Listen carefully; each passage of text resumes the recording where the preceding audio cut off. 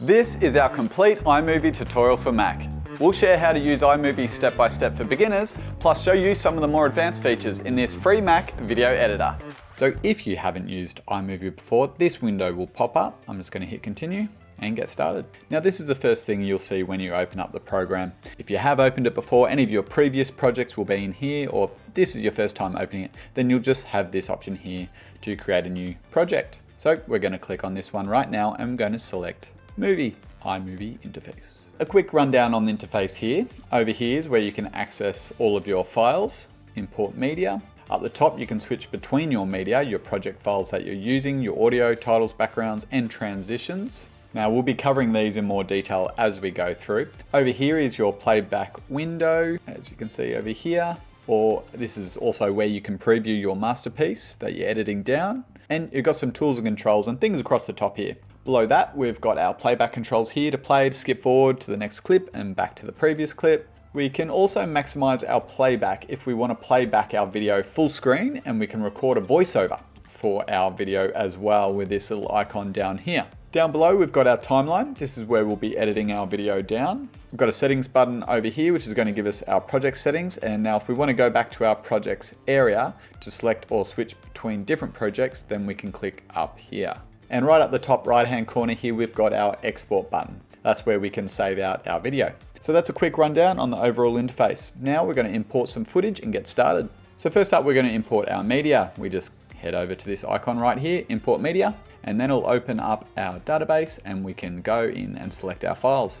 Okay, I've located my shots, so you can either just select on single shots like so and import one at a time. And by the way, once you have imported one single shot, it will open it up here, and then you might think that you've lost your import button. It's now moved just up here. So if you need to import more footage, just head up here and click on that, and it will take you back to where you were. So instead of selecting them all individually, you can also just click that and shift click to the bottom and get all your shots in one go. So I'm going to import selected. So now that I've selected all of those shots, they've all come in at once, and I've got all the footage that I am wanting to use in this particular edit. Now they are all imported, we can access those at any time up here under Project Media, My Movie. Okay, from here you want to import your primary footage, that's me standing over here, into our timeline. So what you can do is just click and drag it on down, like so. Before we get stuck into our edit, it's a good idea just to come back to this settings button. Now that we have a clip in the timeline, we can customize up what it looks like. So we can adjust the clip size. As you can see, if I drag that up that way, our thumbnail of our clip on the timeline becomes bigger, so you can really see audio waveforms and the image itself, which is quite handy.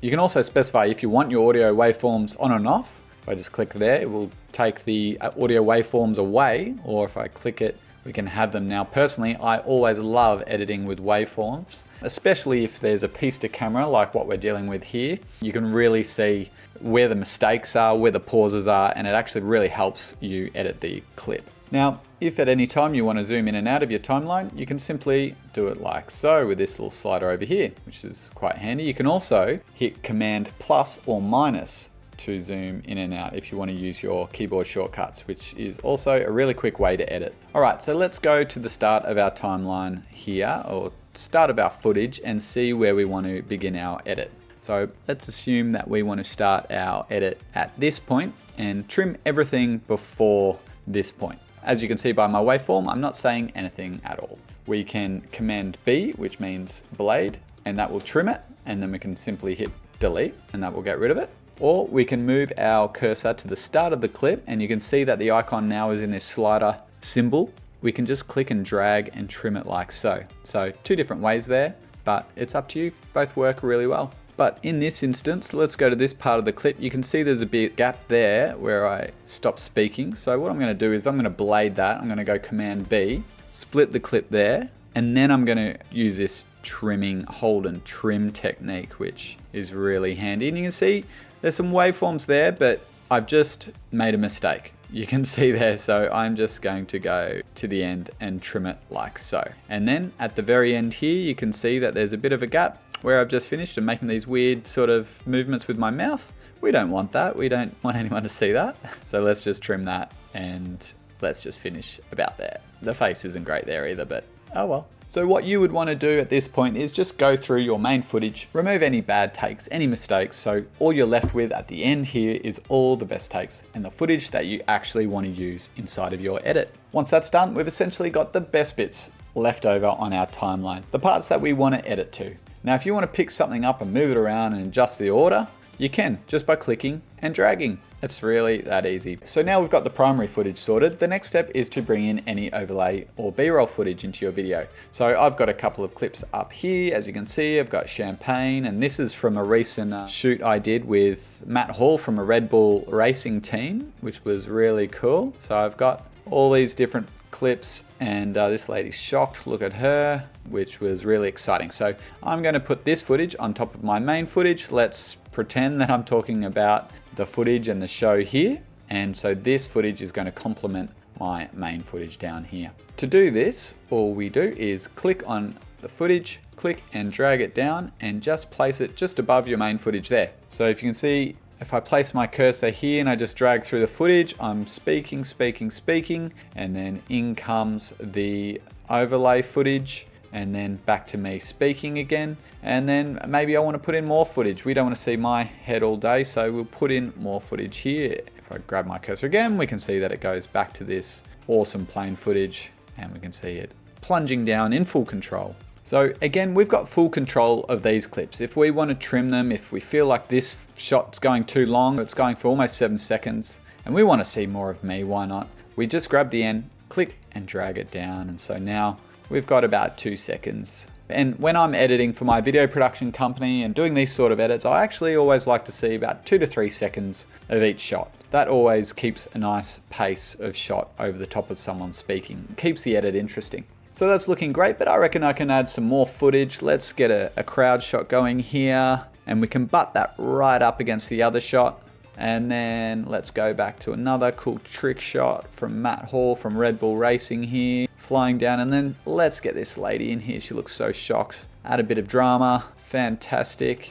And then we can finish off with Matt coming out from the plane, and we'll butt that one back up against that shot there, and can trim that up like so. And if we grab our cursor and just skim along, we can see that it's all working really well. And we've got a gap here, so let's tidy it up, and I'll just move that. So all my B-roll is right next to each other and creating a bit of a sequence here. So you see the Red Bull plane, now it's in the sky, a nice wide shot to change it up. Let's go back in for a tight shot to see its movement. Lady shocked in the crowd, and then the star of the show, Matt Hall, coming in safe and sound.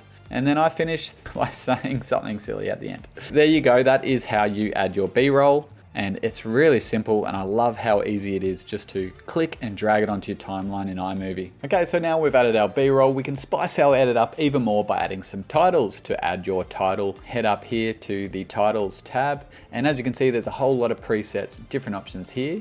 A lot of them are animated. If you just hover over them, you can see in your preview window what they do. You don't even have to click on them, you just hover your mouse over them and you can see how they animate on screen. There are some static ones as well that just sit down there if you would prefer, but I'm an animated kind of guy, so I'm going to go with some animated text. And it's going to be a lower third title, so this one is perfect. So I'm going to click on it and drag it on into my timeline right at the very beginning. And then once it's down there, in your preview window, you'll have all the settings you need to be able to change it up if you wish. You know, you can change the font. I'm going to change mine to Avenir, bold. I'm going to type in my name, and I can change the color if I wish. I can even add an outline to my text if I wish as well. So it really stands out, but there you have it. That is how you add in your lower title. And if I scroll to the very beginning, when I'm on screen, it appears, it animates on. That's exactly what we want. But then our B-roll footage comes on and we no longer want our name. So what do?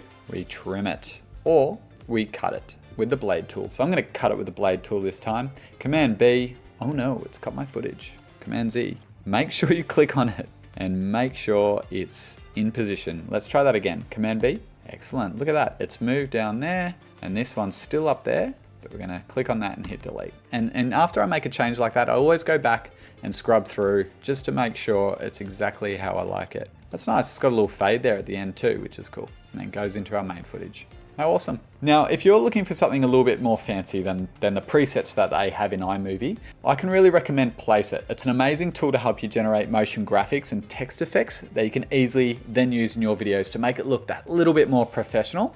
And here on Primal Video, we've got a whole heap of different tutorials that show you exactly how you do that. So you can check those out if you like. So now you've got your lower third title in there, we're going to look at any transitions or effects we might want to add by heading to the transition tab up here. And as you can see, again, they've got a whole lot of different transition templates you can use. Now, one note to be careful of here is that these transitions only work on your main footage, the first line on the timeline. So let me just show you how that works. If I hit blade here, I'm going to have to split that clip of the main footage and then we can start to use them. So let's just say I use this. I can just click and drag, and there you can see it's going to create that transition there. And if we just play it back, we scrub through, we can see that there is this very strange looking transition in a weird spot. Now, let's just delete that and let's just try one other one just so you can see some different versions. I'm going to use this transition this time and it's a bit of a slide. And again, let's just scrub through and see how that looks. Yeah, very cool. So you wouldn't really use that transition on the main footage in this scenario. What you would potentially do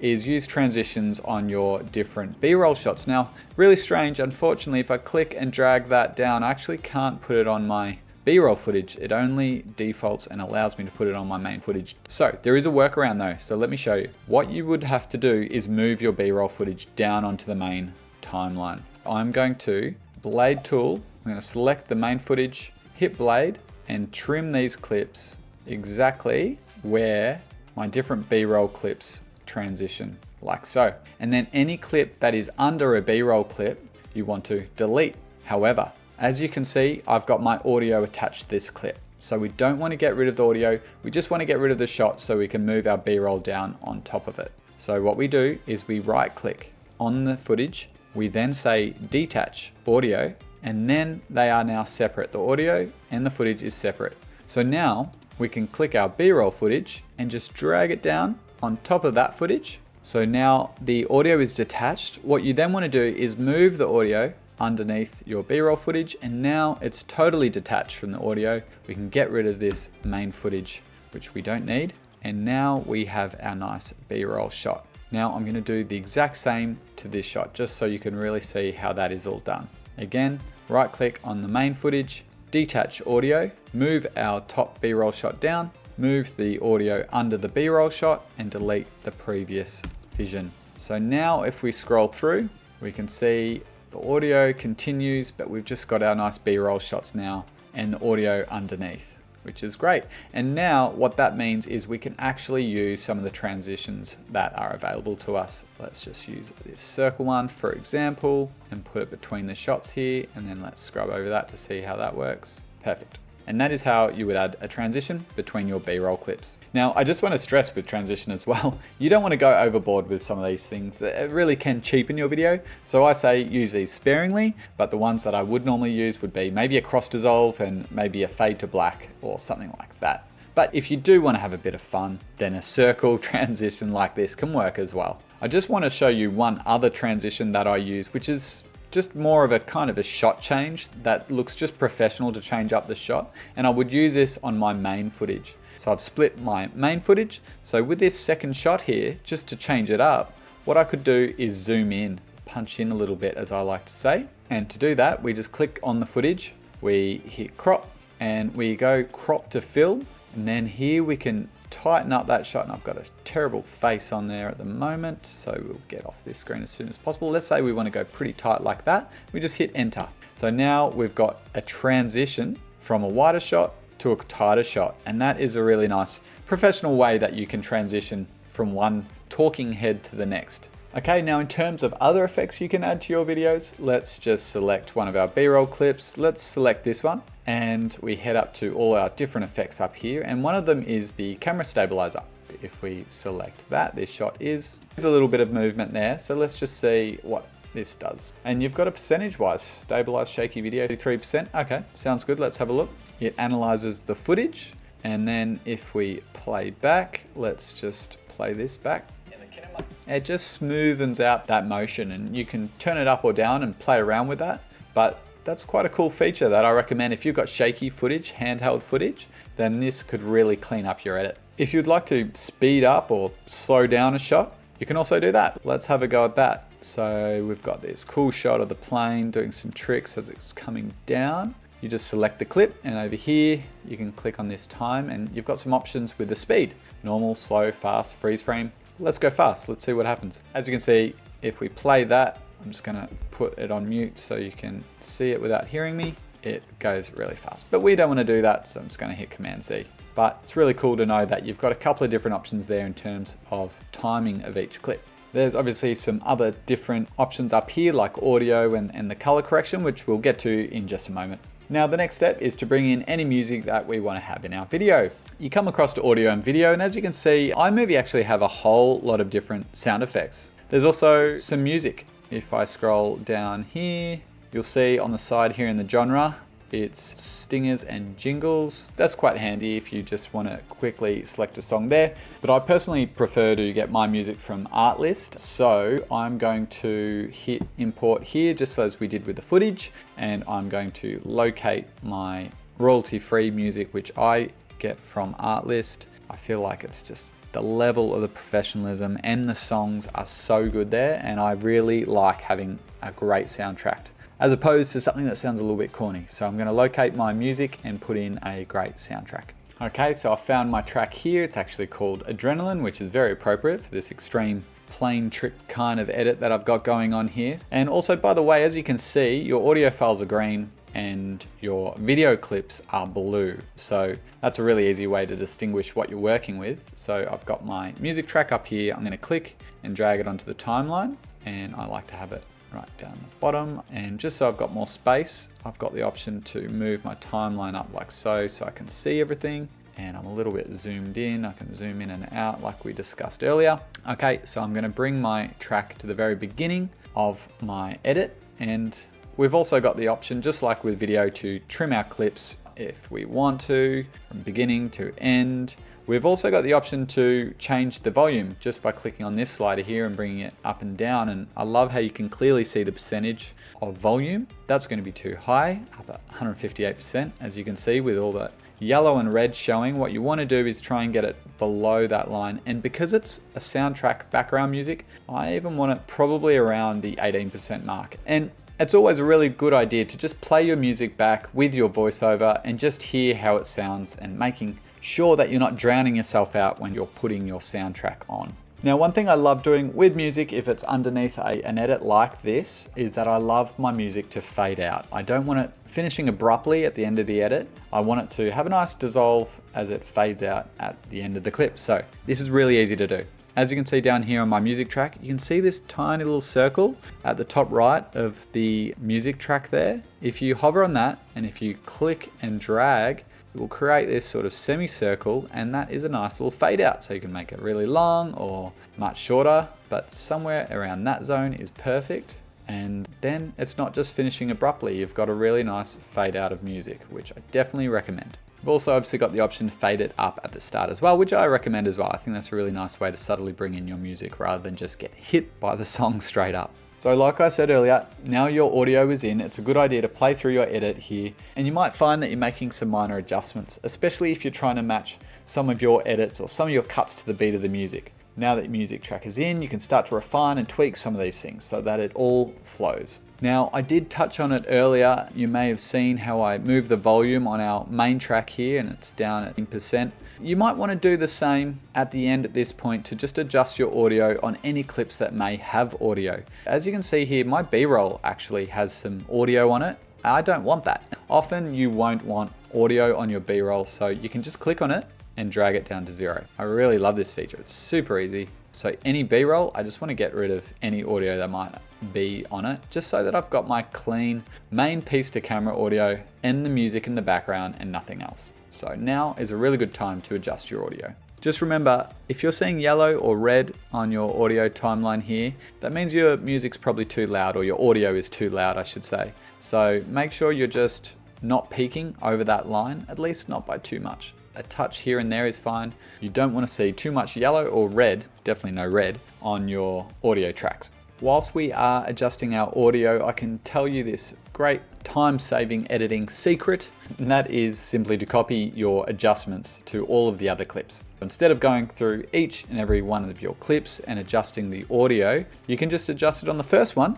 make sure that's where you want it, and then you simply hit Command C, which is copy, and then I'm going to zoom out, select all the clips that you want to copy that audio adjustment onto. I'm going to click that one, and I'm going to click Command and select each and all of these clips where I just want to copy that one volume setting across all of these. So they're all now selected. I'm going to go to Edit and Paste Adjustments. From here you can do any of the different effects you may have applied, but we want to do volume in this instance. And that's adjusted all of them in one foul swoop. Now, whilst we're on audio, another really cool thing you can do is reduce the background noise. Again, if we select all of our different clips and we head over here, and there's a noise reduction and equalizer button. And here again, it's just got this feature which is so cool. You can just tick that and it will reduce any background noise by 50%. Now you can turn it up or down. If you go all the way to up to 100%, it messes with your main audio a little bit too much and can make you sound a little bit robotic. Best to stay around the 50%, but just play around and find that number that suits your particular clip.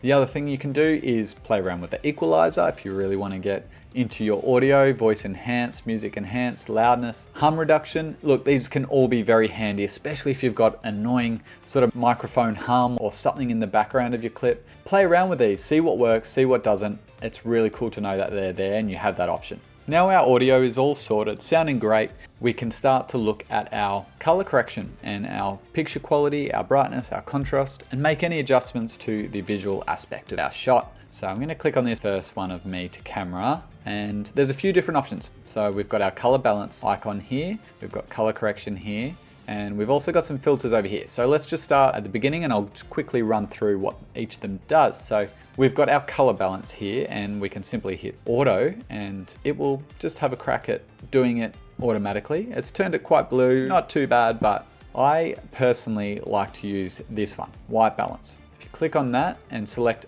a white piece of wall or something from the painting in the edit, it will do its best to match it. And you can play around by just selecting different whites and seeing what comes up. It always changes slightly, but you will find a color you like. I quite like that, to be honest. So that's one option. And then skin tone balance. You can select part of your skin tone to see what comes up there. So let's try that. And that's not looking too good at all. The key here is to play and see what works best. I'm going to stick with this white balance and run with that.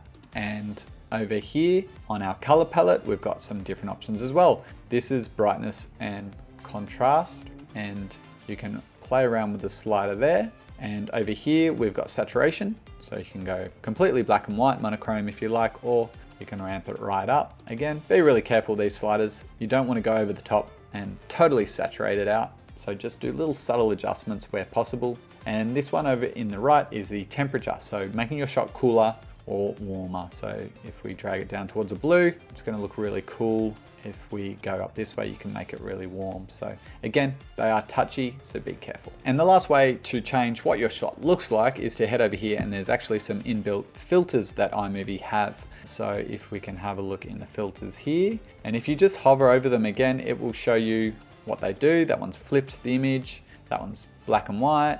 You can go for a comic book kind of look. Yeah, so lots of different options here. Often they are a little bit full on for me, so I like to personally just adjust them in a more sort of custom way, like I just showed you, but it's cool to know that there's some different options here if you want to get a little bit wild.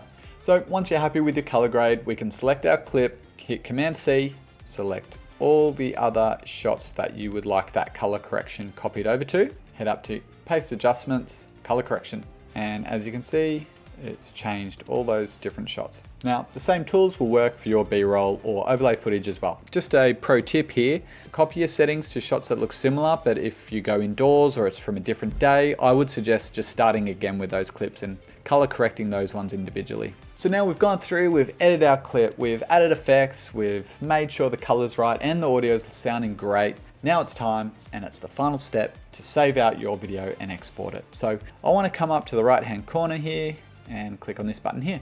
As you can see, there's a few different options. We can create an email friendly version. We can save just the current frame if we want, and that will save a image or JPEG, or we could export the file. So we want to hit export file. So personally, I always just use this export file feature here, and I'll make sure that everything is all good, which you can see here. You can choose to do video and audio or audio only. We obviously want video and audio. You can give it a name if you like. So you can give it a description, and you can go through all your different settings there. The default is usually based off what your footage is and what you brought it in at. So that's gone to 1080p. But if you've been editing 4K footage, then it's going to default to 4K. Then you can set the quality for that resolution. So you've got your options for quality: low, medium, high, best, ProRes, or custom, which you can specify there. But let's just leave that at high. And then the last one is compression, and you can go faster for a faster export, or you can go better quality. Now, the better quality is actually quite marginal. You're not really going to notice much of a difference. Let's go for the best. So let's leave it on better quality. Then you just hit next. And at this point, you get to save it wherever you would like to save your file. I'm going to put it in my iMovie. What I always like to do is a quick sanity check after I've exported out. So I'll go and track down my video to where I exported out, Tom's iMovie tutorial. And it's always nice just to play it back and just see how it actually has exported out and does it work. And yep, I can see my titles working there. I can see my transitions are working and the quality looks great. Yeah, I really like what I've done there. That's really cool. So there you have it. That was a complete end-to-end walkthrough using iMovie. Now that you know how to edit in iMovie, linked on screen is our free PDF video editing guide that you can download, print out, and follow along with when you are editing your own videos to help you edit in the most efficient way with minimal waste of time or rework.